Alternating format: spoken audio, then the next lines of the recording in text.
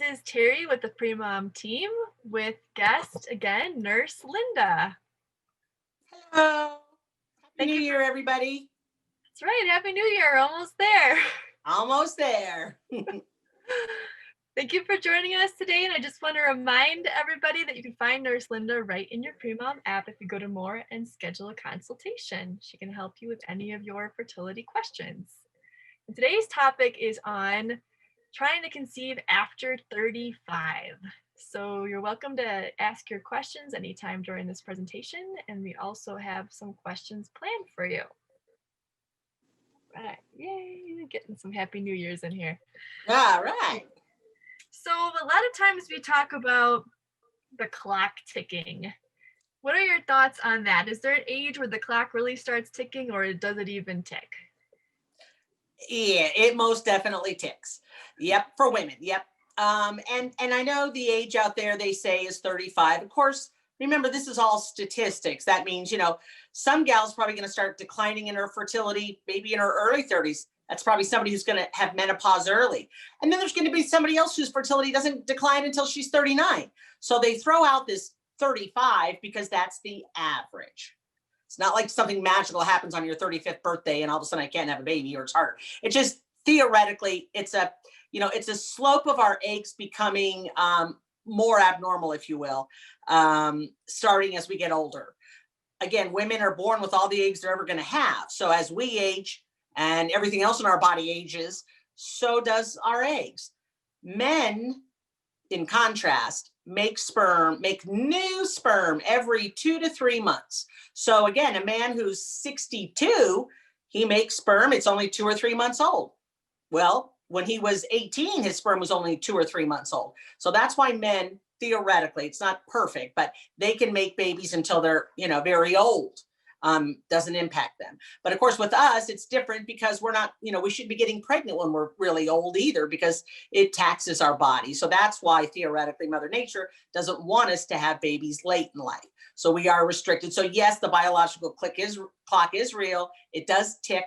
There's not a specific age for any one person. However, I would say it certainly depends on when you're going to go into menopause. When are you going to go into menopause? Well, often it's late 40s, early 50s, but that varies. Some women go into menopause in their 30s, some in their early 40s. So it just depends. The best thing to do, they think somehow got genetic connection. So when did your mom go into menopause? When did your aunts go into menopause? When did your grandmother go into menopause? That answer is probably going to be similar to the answer for you. So it gives you a little bit of an idea. Because again, literally our eggs run out and that's when menopause happens. But this clock ticking is more about the eggs being abnormal than it is about anything else. Okay. Why is it suggested to wait a year for treatment when you're under 35 and trying to conceive, but then waiting 6 months when you're over 35? Good question. Because of that clock. When you're 31, like a lot of clients that I talked with and do consults with on Premom, they're young gals. I mean, I've had a couple of older ones every now and then, but mostly they're younger gals. And really, it just hasn't happened yet. Nothing's wrong. Nothing's broke. Don't need to go see a doctor. You don't need help. Just, you gotta, sometimes it's just, you gotta wait up to a year for it to happen. And again, nothing's wrong. So with women that are over 35, that could be the case, except that we do know the only thing wrong is your eggs are getting older now, and you may need some kind of help. And so time just isn't your friend anymore. So, if I had a gal who was 20, be like, whatever, I'm trying to get pregnant by the time I'm 25. Oh, sure, no problem. Take your time. Well, when you're 35, we just don't have that luxury. So that's why they give the recommendation, wait 6 months. But after that, you're going to want some help because, that's just going to give you higher chances of success. You don't have to, of course, but that's the recommendation. And what are some of the risks of trying to conceive when you're older than 35? Okay, so there's risks for the pregnancy, for the woman's body, and then of course risk for a baby. The highest risk, and I don't really like that. When we say 35, though I know that's everywhere. So I'm just going to say as we get older, right? As we get older, the risk is Well, I mean, I can tell you that certainly my body at 39 was not the same as my body at 29. It didn't handle anything the same because I was getting older, you know. So that means pregnancies are going to be rougher on you. So you have to be very cognizant of that. You know, it's not as easy anymore. Um, Also, there is a higher chance of miscarriage. This goes back to the abnormal egg thing because the eggs have a higher chance of being abnormal as we get older. I could fertilize an egg. I mean, that could happen. I could fertilize an egg, but if it's not normal, more than likely I'm not going to implant. Or if I even do implant it, it's going to be for a short amount of time. Now, most miscarriages happen in that first trimester. And so mostly they're due to abnormal eggs, and therefore it was an abnormal embryo. And eventually, and again, I say abnormal embryo, what does that mean? That really, there's a spectrum. I mean, you could have a whole bunch of abnormalities, or you could be way down on this end and maybe you only have one chromosomal abnormality, like Down syndrome, which we know Down syndrome babies are born every day. So you can stay pregnant with an abnormal embryo, you know, but sometimes the abnormalities are so many, you won't even get pregnant, or you'll get pregnant for a minute and your period is a day late. You didn't even know it. So there's all kind of times when you can miscarry. So that certainly is a risk. And again, as we get older, it is a risk that the baby is going to have issues, chromosomal specifically. And that's why they, you know, they'll push for a CVS test when you're pregnant, or you know, good old fashioned amniocentesis when you're pregnant and older, because they want to look at the chromosomes of the baby and make sure, you know, everything's okay and the baby's healthy. So those are the risks. So it's both to mama and to baby, theoretically. What about the chances of pregnancy after 35? So yeah. Yeah. So, you know, the chances of pregnancy could be, you know, 15 to 20% every, you know, month going into it. Certainly, and I've had consults on Premom with women who were 40 or above 40. And I'm always very honest about what this means. But your chances of getting pregnant, you know, once you're over 40 may drop down to, you know, single digits, or certainly less than 10% of getting pregnant, period. You know, so the chances markedly, whatever they are, and this is what's good to know, there's not a special age for you, but I'll tell for any woman out there who's watching, there is this, you know, exponential curve of it's getting harder and harder and harder. And it goes along, creeps up, and then it shoots up. When does it shoot up for you? Nobody knows. We don't know, you know, when that's going to happen. But it is going to happen. You're less fertile at 39 than you were at 32. That's for sure. Because again, our eggs are older, you know, so we're going to have more issues with them. So yeah, that's just a reality check. Okay. Then what about men? You mentioned men earlier and how they can still have babies late, but how is their fertility affected? Are their sperm affected at all? Yeah, the short answer is yes. Um, they can. I mean, there's a lot of studies and a lot of research, and it's starting to show now that older men could have issues with children, maybe with autism or complicated things like that. Even though they just made that sperm 2 or 3 months ago, still, because it's older and because all of his parts and systems are older, it might not be the same quality as it was. But again, that's not something, I mean, you know, if you said, well, look, my husband's 72. Can he do that? Well, yeah, he could make you pregnant, but definitely his sperm are going to be an issue at that point when it comes to quality. You know, again, usually the motility and count are fine, but the quality of his sperm may be suffering because of age. But it's not like it is with women. Okay, and we do have a live question here. How important is nutrition and supplements for fertility? Can it make a difference in this case? Well, okay, so well, certainly it can make a difference because anytime you're discussing what can I do to be healthier, to be more on top of, you know, getting my immune system healthy and all of that stuff. So if I said to you, you know, I just have sore knees, I'll bet an answer like, well, are you taking supplements for that? Eating well? Are you getting a little bit of exercise? I bet that's the answer for almost everything, isn't it? And that's not any different here. You know, there are certainly, it is always a good, because remember, one of the things is your body isn't meant to be pregnant when it's older. because it's not health. I mean, a pregnancy taxes your circulation, your heart, your respiratory, your renal system, your kidney system. All of those systems are taxed. You have a lot more fluid on board. So you've got to be more on your game. Again, I know my experience working mostly in IVF clinics were, again, women who were very overweight, morbidly obese, they definitely had a lesser chance. I mean, again, I'm being informal with, research, but certainly I can tell you what I saw is they had a lesser chance of being successful. Sometimes it's just the mechanics of trying to do IVF on a bigger body. And sometimes it's their body just wasn't going to go along with it because they weren't in a healthy state. So that short answer is, which is almost impossible for me, but the short answer is yes, that can make a difference and make a good difference. My longer, more convoluted answer would be, if you're going to ask me if there's something special to increase egg quality.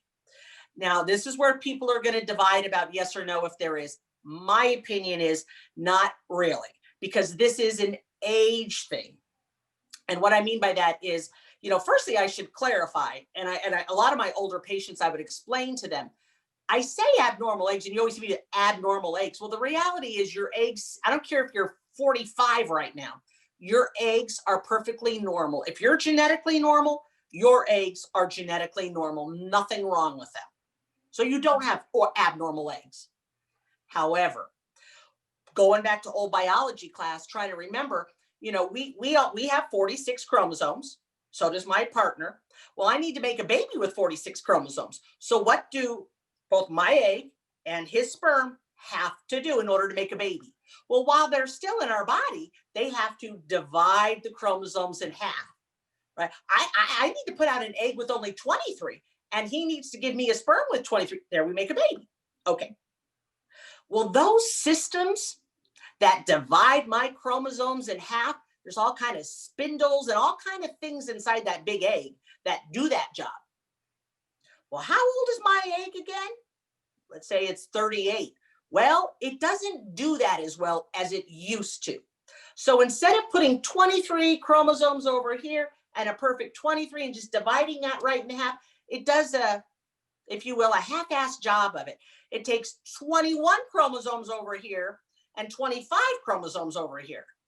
And again, those will make abnormal embryos and you won't get pregnant or you'll miscarry, So that's what happens. So now, you know a little bit about it. What can I take? What can I do to make the mechanisms inside my egg less older? And I don't think there's really anything that you can do for that. A long time ago, decades ago, it used to be they thought it didn't work. But what they would do with an older woman doing IVF is they would take literally like the material in her egg out and go get a nice young donor egg and suck out the material from her egg, put it in mama's old egg, keep mama's chromosomes, but put all the spindles and all the parts from a young person. And maybe it didn't work. It didn't work. So I don't think there is anything specific, even though people tell you there is. I don't believe there really is something that could change the quality of your eggs. We had a question about progesterone decreasing. Does it decrease with age? No, that isn't something generally that, now certainly as you get older, when we talk about hormones, periods start to become irregular, they become closer together, they become shorter, like some weird, it's not like one day my period stopped and like, oh, there's menopause for you. That's not how it works, right? It's gradual. We get into it gradually and then eventually everything's off. So it's all very gradual, but yeah, progesterone doesn't generally play a role in this. Mm-mm. Okay. Let's see. And I have another question for you. Do you have some pregnancy success stories of women who are trying to conceive after 35? Oh my goodness, yes. Tons and tons of them. And of course, you know me, I'm always going to interject some personal stuff. I'm an old lady now. I'm 59 now, but I have a son who's 14, which means I had a baby at 45. And I worked at an IVF clinic, and I know nobody believed me when I said I got pregnant naturally. But I did, and I had a baby. and he's perfectly normal. So of course, yes, it does happen. And remember, we once had a meeting about talking about social media. So when we say to women 40 or and above get pregnant, of course they do. Sometimes you may feel like, well, am I the only 41-year-old who can't get pregnant? It seems like all I do is read about 41-year-olds who get pregnant.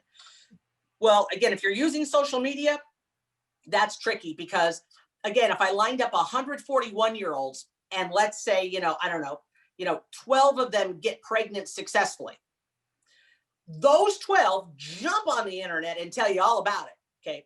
The other 88, you may get a couple of them talking about how they didn't get pregnant, but most of them are not jumping on the internet to talk about how they didn't get pregnant at 41. So you as a viewer, seems like all these 41-year-olds are getting pregnant. But the reality is you're not hearing from most of those other 88 people who didn't get pregnant. That's the reality, is there's nothing wrong. So when I say your chance of getting pregnant is 10%, you have a 1 in 10 chance of being successful. So that means you're going to have 9 attempts of not being successful, or if your chance is only 5%, it's 1 in 20. Nothing's wrong. Nothing's broke. There's nothing to fix. Statistically, you haven't hit it yet. And even when I say you have a 10% chance, somebody's going to get pregnant right off the bat, and somebody else is going to take 2 years to get pregnant. That's how statistics work, So yeah, there are a lot. Certainly as you get older, they start to encourage things like IVF, just because that's for anybody. That speeds up the likelihood that you'll get pregnant, because of course they take a handful of eggs out of you instead of waiting on that one every month kind of thing. So certainly, as you get older, IVF, but then you got to weigh, IVF is expensive, $15,000 or something. And if you want to do that for a 10% chance of something, you most certainly can. If you really just want a baby in life, you'll think about IVF with egg donor, because that'll give you a baby at a higher chance that anything will, even you at 25. So you can get a baby. You just have to wrap yourself around the fact that you might need an egg donor. But if you want to have a baby, at this time next year, there's ways to do that for sure. It's just a lot of money, and you got to come to that. It's not easy to come to that. I can tell you, every woman I've ever dealt with who used an egg donor and got pregnant, not a single one of them ever said that they were sorry they didn't. Nobody ever said, oh, gee, I don't think it's really my baby. Nobody does or says anything like that. So those are all, realities is as we get older, and what our chances are, and can people do it? Of course you can. And I got pregnant naturally, just having sex. Imagine that. So yeah, certainly it can happen. But don't be misled by a rare 45-year-old getting pregnant thinking that every other 45-year-old who's listening to this, it'll happen.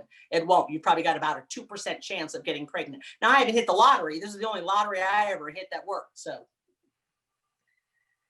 Okay, we have, let's see.